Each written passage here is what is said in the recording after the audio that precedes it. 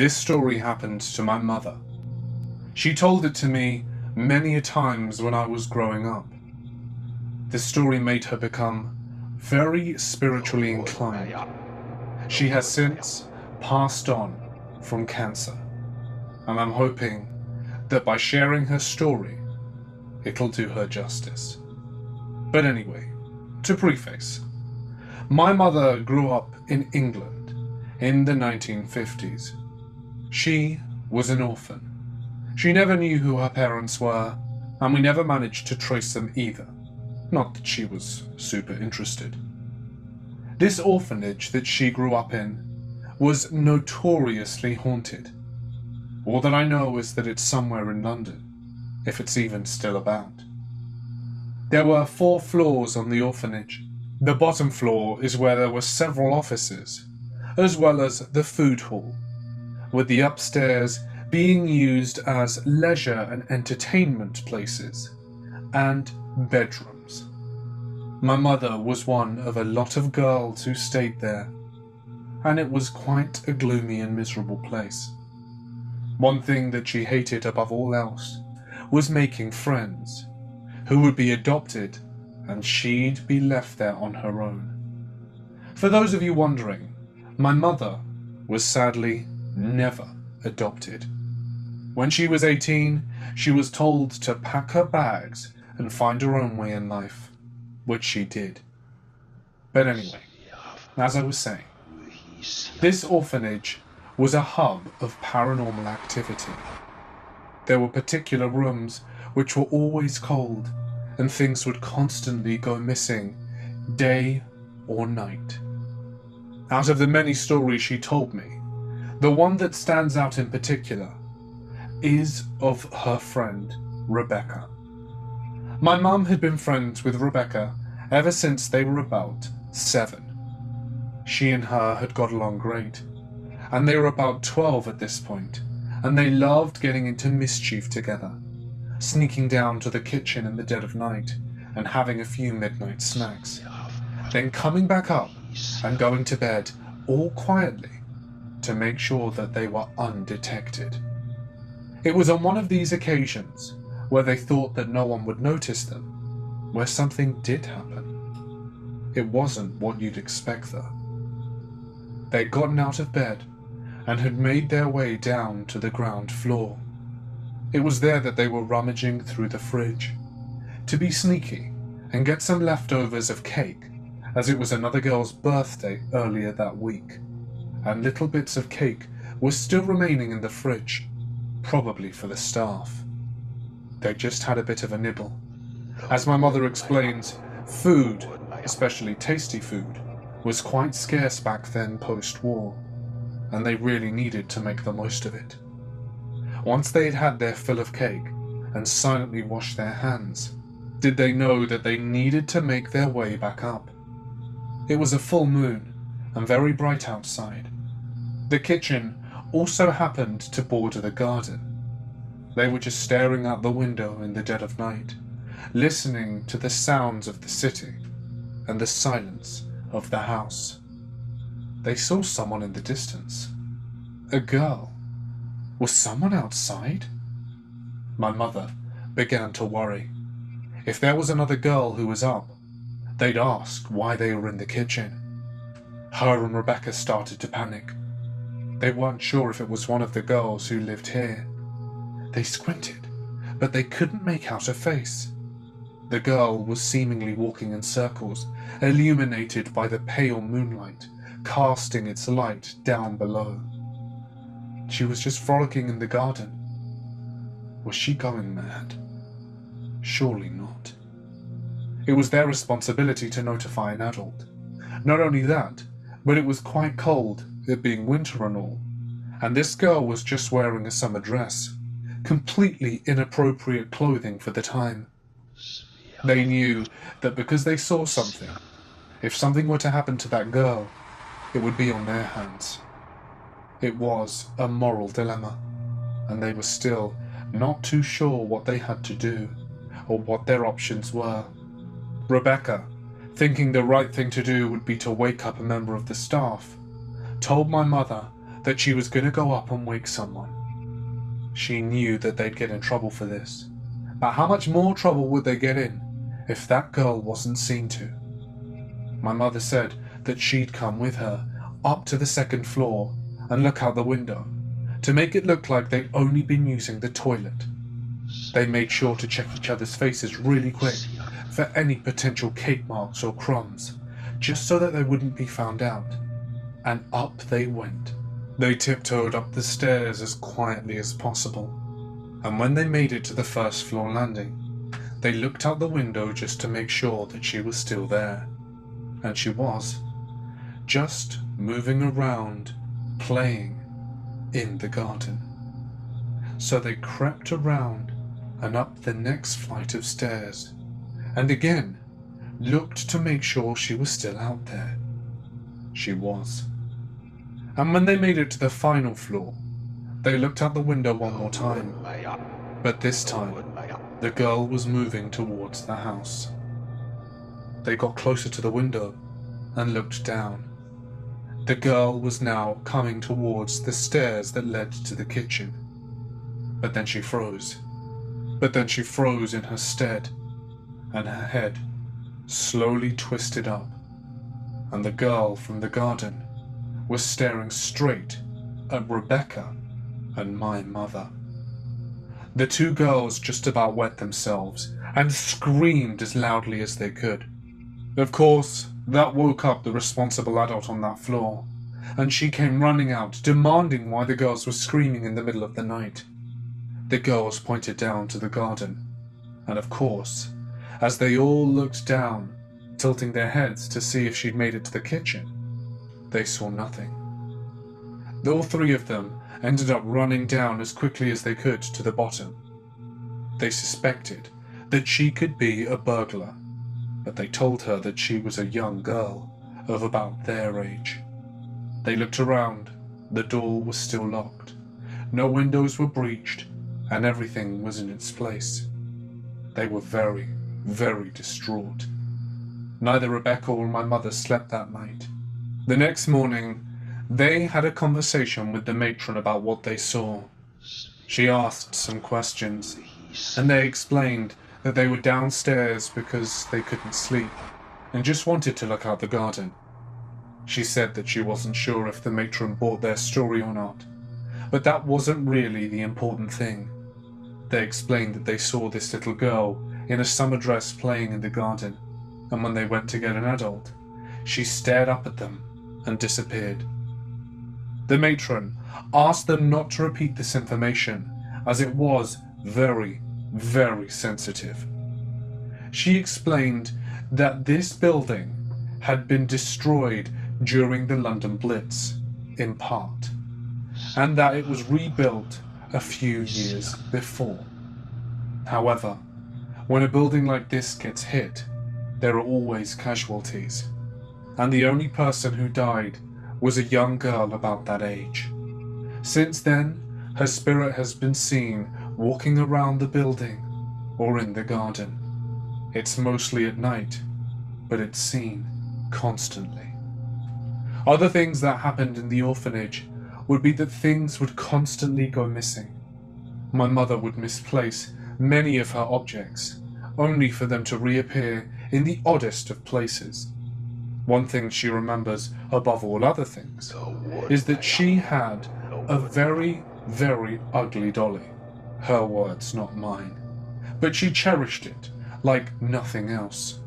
One morning when she awoke, it was gone. And 2 weeks later, when she'd finished doing her business in the loo, she was coming out, and it was just perched on top of the sink. It hadn't been there when she went in, and no one else had come in or out of that loo the whole time she'd been in the stool.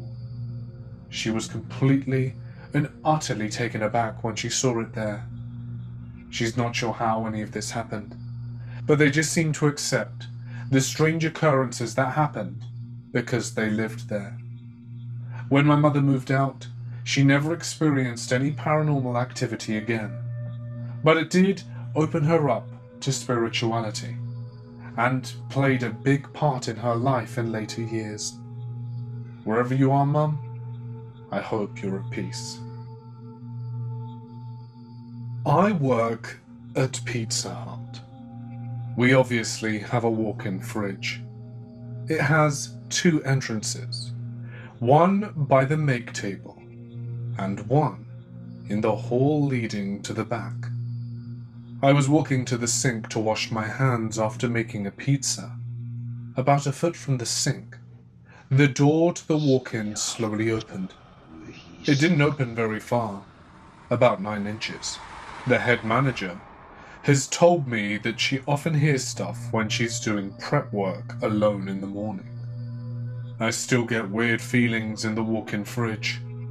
Also, I thought I've heard people say my name. I live in a fairly rural area. In my opinion, it's extremely haunted. I live near several sets of what I suspect to be artificial woods.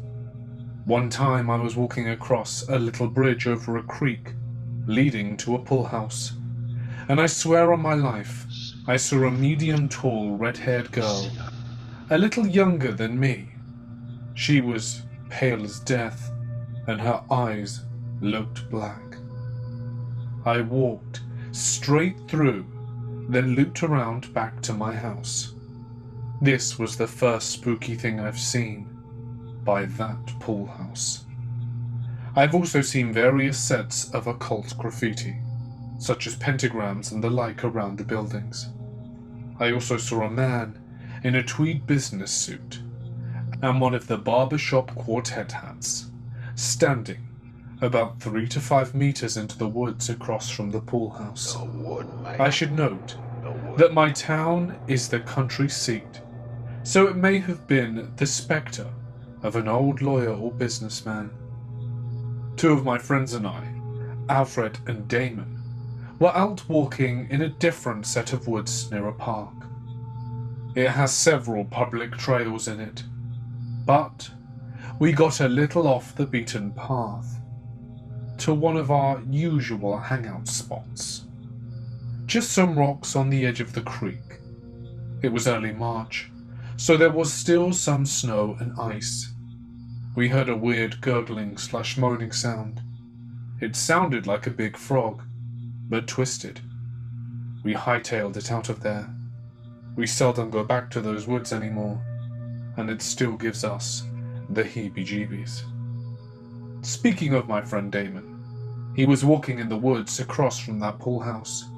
Apparently, he and Alfred had found pentagrams in the dirt, as well as candles. But anyway, Damon was walking in the woods, and he saw me in the woods. At that time and that day I was in town.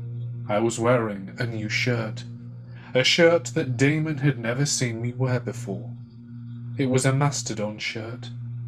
He said the apparition was of me wearing the shirt, and was very desperate to A, get away, B, hide its face, and Damon is of Hindu Indian descent, and his parents are from Trinidad and Tobago.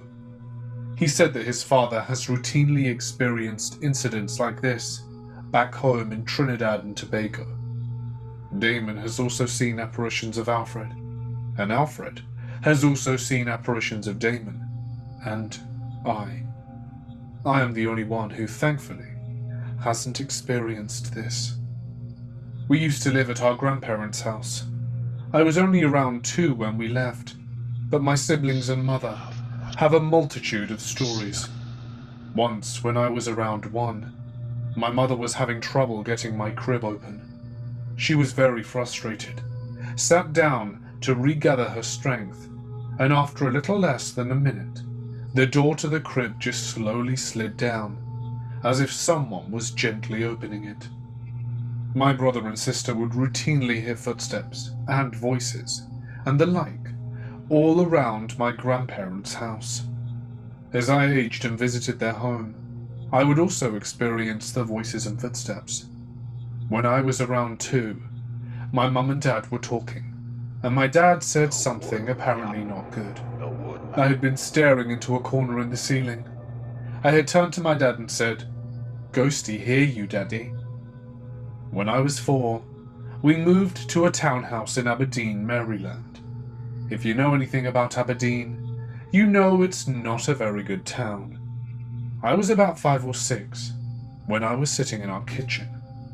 Then all of a sudden, an old man dressed in very old-fashioned farmer clothes and carrying a lantern walked out of the laundry room, then just vanished into thin air. Apparently, a man's son was kidnapped by Native Americans in the mid-1800s, and he searched for him for years. I don't know what became of him. Around that time, my older brother Boris moved to Havre de Grace, Maryland. He lived in a very nice house with our father. He would routinely experience paranormal activity, such as footsteps, banging, and whispering. But one day, he was microwaving a Hot Pocket. There was a bathroom across from the kitchen. He turned and looked. The door was ajar, and there was a man made of static, just staring out at him. He then said the static man just slowly stepped back into the darkness of the bathroom. On one occasion, my brother heard a very loud banging from the basement. He grabbed a baseball bat and headed downstairs. Nothing. They searched the house. Nothing. He lived in a very good neighborhood, so he thinks a burglary attempt was unlikely. This was also a common occurrence. My sister Anne has a collection of porcelain dolls, most of which belonged to my deceased grandmother. I think they're haunted. When I'm home alone, I will occasionally hear talking and footsteps around my house. I hate dolls. Most of the noise seems to originate from my sister's room. My family and I have all seen stuff in Gettysburg. It's mostly just been the usual stuff. Apparitions, cannon fire outside the reenactment sessions, and other such paranormal occurrences. I'm sure there are more stories I'm forgetting about. I know all this testimony sounds very untrustworthy and made up. I just really wanted to share these experiences, as it seems that the paranormal follows me. I don't really believe in most paranormal stuff.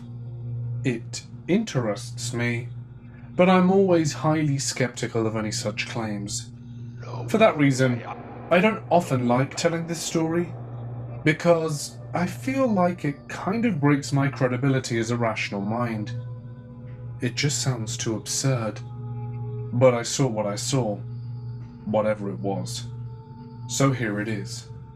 About 6 years ago, I had just moved to the southeastern United States. I loved it there. It was beautiful, and had such a deep, fascinating history. On this particular late afternoon, I was visiting an old plantation. It was an extraordinary place, a big mansion with massive grounds, and a lot of great historical artifacts from the 1800s. Plus, it was the middle of the week in mid-fall, so the place wasn't crowded at all. I wandered off on my own to explore the grounds. There were lots of nice trees and plants, but my eye caught a strange path off the edge of the property, and I decided to follow it, alone. I walked down the path to find this weird, almost cave-like structure. It was surrounded by fallen leaves, and not nearly as beautiful as the rest of the property. I walked up to the locked metal gate, used as a door on this structure, and looked in. It was completely empty. Such a big open space. I figured that it must have been used for storage or something. It was just incredibly dark and empty there, especially as the late afternoon sun had started to go down.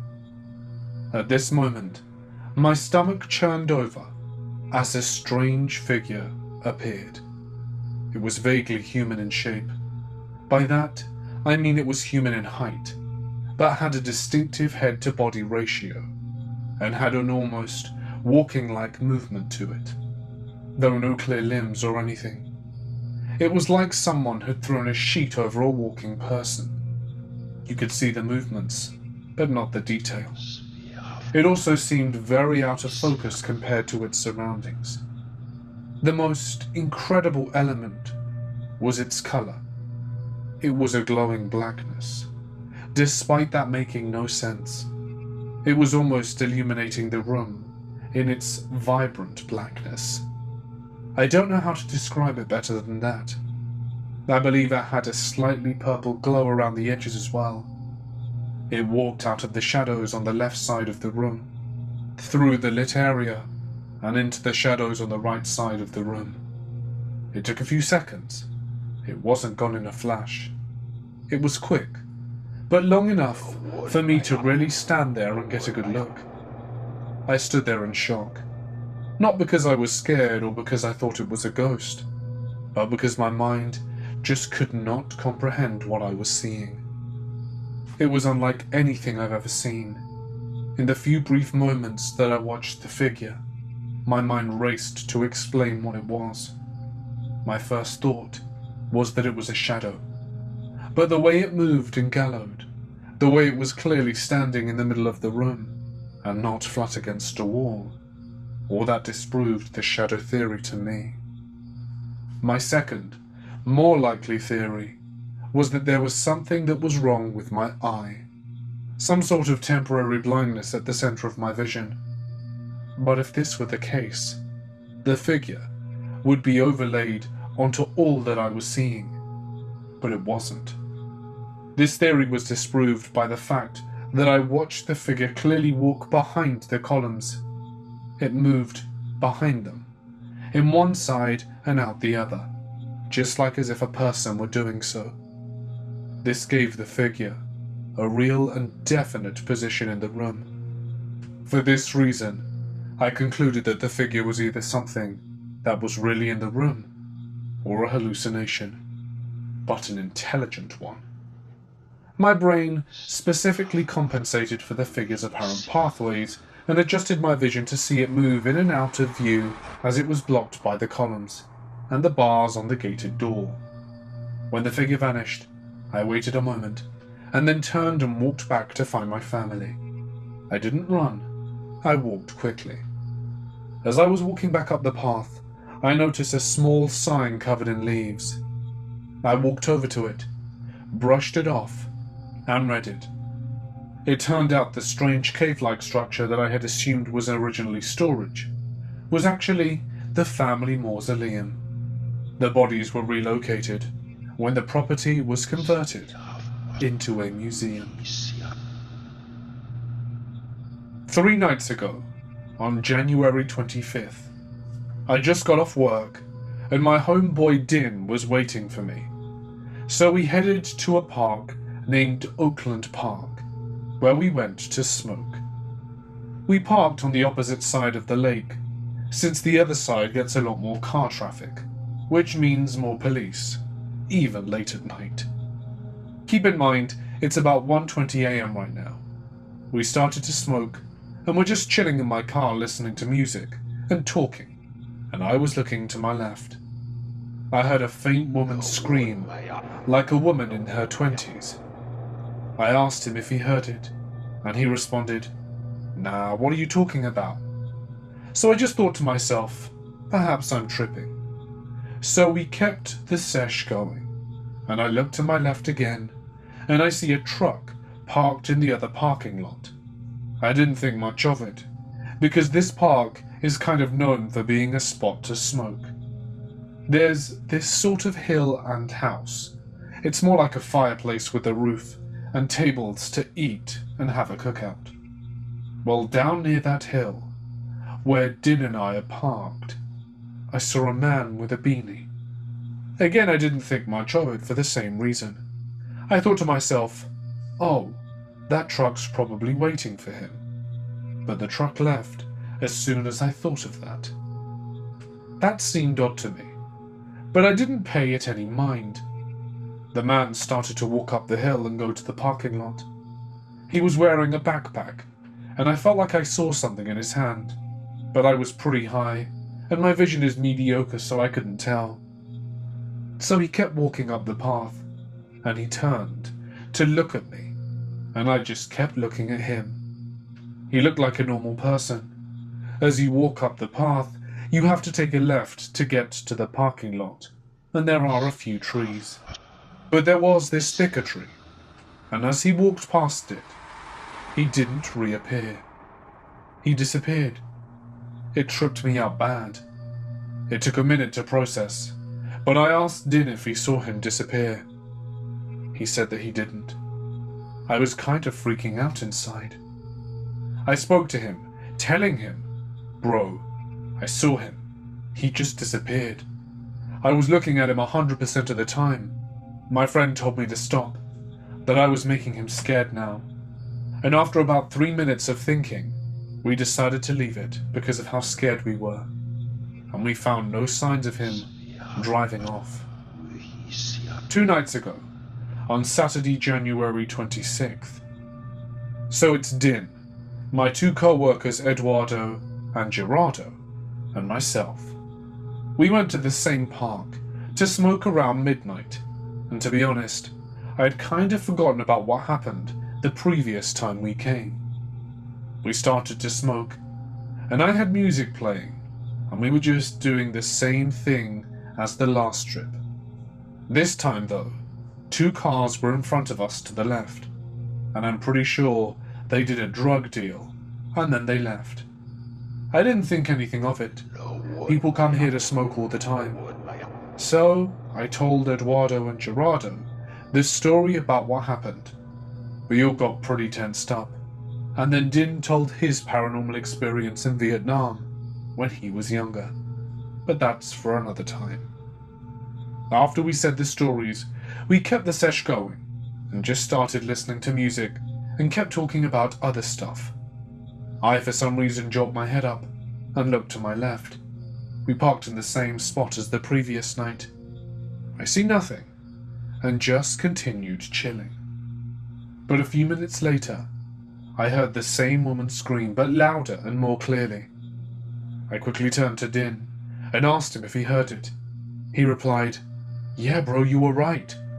I tell everyone immediately, "Dip, dip, dip."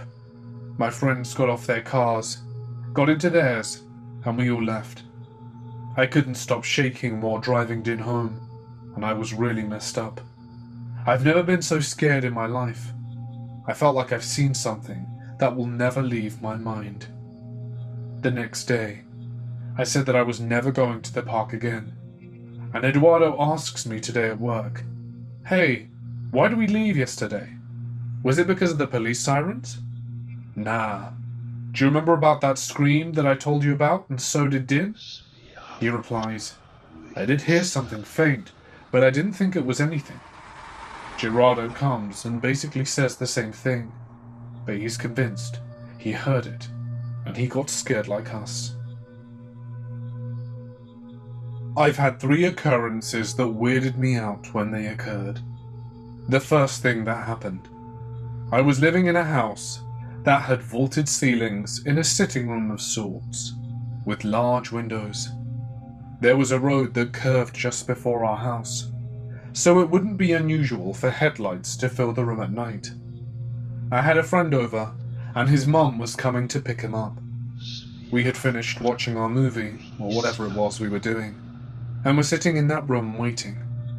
We were sitting on a couch, with our backs to the windows, when I saw a bit of light above us. I looked out the window, expecting it to be his mum. Nothing. Strange, but nothing alarming. Then it happened again. I turned and looked out the windows again. No car. And my friend says, "You saw that too?" We both look up at the same time, and there's a ball of light dancing around the ceiling. Needless to say, we hauled ass out of there. The second thing that happened, my stepfather was a heavy snorer, and my mother a light sleeper. Because of this, I made a deal with my stepfather that we could switch off who was sleeping in my bed and who was sleeping on the couch. I liked it, because it meant I was able to stay up really late watching HBO. Insert winky face. I specifically remember watching Blade 2 before turning off the TV one night. I saw a weird spot of light on the wall. I didn't think much of it. You see, that room with the vaulted ceilings also had a large mirror on one wall. If a car had been outside, the light could reflect off the mirror and go all the way to the room I was in now. This is what I assumed the light was, and I ignored it for some time. After turning the TV off, I noticed the light was still there. This was after maybe 30 minutes or so. For whatever reason, I thought it looked like a piece of paper pinned to the wall. It began to weird me out. So I took a pillow and kind of swung it between the wall and where the light was supposed to be coming from, to test if it was a reflection. The best way to describe what happened is this. You know, if you have something drawn on a whiteboard and you wipe it away with an eraser? Think that. But the shadow of the pillow was the eraser. It didn't disappear at once, but rather was wiped away. The third and creepiest thing. I was friends with a few guys in a youth group called Young Life. It's a pretty popular thing as far as I know. Some local wealthy people supported the local group and would often let us come and do activities on their vast property. This night, one guy had a lot of property with a massive orchard and was allowing us to play a game of flashlight tag, essentially hide and seek with a flashlight. For safety reasons, we were meant to be partnered up with someone else. My partner and I were one of two groups of seekers, and everyone went and hid. After a minute or two, we looked for them. We were fairly deep into the orchard, as there was a road and a jeep that we had come in on the edge of the orchard. When we heard a shuffle about 20 feet in front of us, we tried to be sneaky, and he turned the flashlight off. I didn't have one, only he did. That's when my friend Matt, who was partnered with another Matt, jumped out of a bush and ran towards the road/jeep. My partner says, "Stay here and catch Matt," while he crashed out after the other Matt with the flashlight. I kept hearing shuffling, so I inched closer. "Matt? Come on, man, come out." Then I heard a twig snap directly behind me. Just like in the movies, I was expecting to turn around and see my friend. At first I thought I was looking at a stump, maybe 3 or 3.5 feet tall. It creeped me out though. Something wasn't right. Then I realized it had eyes. It was looking at me, and there was moonlight reflecting off its eyes. Maybe a raccoon. I tried to rationalize what I was looking at, but I couldn't. It was short, stubby, had eyes, and that was it. I freaked out and ran back to the jeep. I waited there with Matt, who was apparently caught by my partner, and my partner, until the Young Life leader came back. "Guys, I want to take a second to pray." "Okay, why? What's up?" He looked pretty shaken up. "We were crossing that path over there and this thing, about this tall," he held up his hand about 3 or 4 feet, ran right in front of us. When I was about 15, my friend James had ridden his bike over to my house on a school night for a quick visit. It was pure daylight when James first turned up, and it was only the two of us and my older sister, who was about 18 at the time, at home. When James turned up, I heard the knock on the door and eagerly opened it up, asking him, "Dude, why is there an old woman in your front yard?" I looked behind him. There was nothing. Must have just left, that's weird. We go on with our night, and I don't think anything of it. About an hour or two pass, and my back door opens. It's just a normal old door, so if it's unlocked, the wind is able to open it. My small dog runs in, shivering because it's freezing outside. I feel bad, but she's an absolute mess playing in the mud, I set up her kennel real quick outside to be good for her, pop her in, run back inside, and lock and close the door. It happened again. Must have not locked the door. Rinse and repeat. Pop Monty in her kennel, lock the door, and make absolutely sure I lock it. It happens again. I'm infuriated with my crappy quality door right now. I lock it, and it doesn't happen again. After a few more hours, the two of us not thinking that anything strange is happening just yet, James decides to leave. As we were walking to my door, it's about a 6 to 7 meter corridor, only a door at the end. I have a key in the knob with a bunch of keys hanging off it, and the keys started to swing wildly. Again, I pass it off as just wind. James, though, not so much. He has the ride home in the pitch black, pissing down with rain and unheard of winds. We get to the door, and I put the keys to a straight stop from the crazy swinging, when James isn't looking. "Oh my God, mate, they just stopped," I said. James is freaking out and looks away. I bash them to get them swinging again, and I mean really swinging. "What's happening?" I exclaim, trying to freak him out. They came straight to a halt. I start freaking out at this point, and immediately my phone rings. It's my mum. She doesn't even say hello, and starts saying, she doesn't even say hello. She starts by saying, "Strange question, but by any chance has weird stuff been happening at home?" Right now, I'm thinking, shit, what's up? I tell her what happened, and then Mum tells me the first thing, which isn't too bad. "Well, Linda," she started, Mum's sister. "She's been having little things at home. She has a barometer, and the dial just got ripped off. Sean went to the garage to get a wrench to put it back on, and the transistor radio flew across the garage. I'm beginning to want James to not leave me just yet. He's bolted the barometer hand back on, and it got ripped off too." Now Mum goes on to her second part. That part got me. Now I got a voicemail. Don't get a call, just straight to voicemail. Now before I go on about the voicemail, I never heard it, but she said it happened, and it deleted itself, and I believed her because of the ending. Also, it's relevant that we live in Australia, and my mother's Irish, so anyone that calls normally has an Australian accent. It's kind of like white noise, with a really faint voice. My mother's mother has been passed away for a little while at this point. It sounds like my mum singing a nursery rhyme she made up when we were children. Only her immediate family would know the words. No one is saying they did it. After a little while of my 15-year-old self freaking out to my mum over the phone, we finished the call. I'd come up with an idea. I was given a bookmark from my grandma's funeral when my mum went over for it that had a photo of her and the date of her death. I showed it to James. "Dude, that's the woman who was on your front yard." It was her 5-year death anniversary that day.